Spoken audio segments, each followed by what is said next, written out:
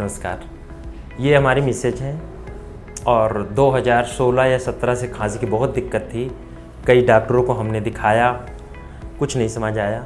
जब खांसी आती थी तो चेहरा बिल्कुल लाल हो जाता और बिल्कुल इरिटेट हो जाता, सांस फूलने लगती, घबराहट, बोल न पाना, मतलब बिल्कुल यही होता था कि भी कोई बोले ना, इतना इरिटेट हो जाती थी।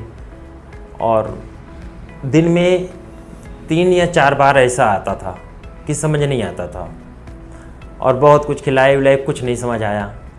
तो हमने नेट पे 2 महीने पहले सर्च किया कि सबसे बेस्ट डॉक्टर ईएनटी का कौन है। तो सेक्टर 21 में डॉक्टर लोकेश मित्तल जी थे, उनका आया, वहाँ गया तो वहाँ से पता लगा कि हीलिंग हॉस्पिटल बैठने लगे। और हम इनसे जब मिले तो इन्होंने कुछ टेस्ट लिखे बहुत हल्के, और वो टेस्ट की रिपोर्ट जब आई तो डॉक्टर साहब ने देखा तो उन्होंने कहा कि साइनस है, जिसको कहते हैं नज़ला।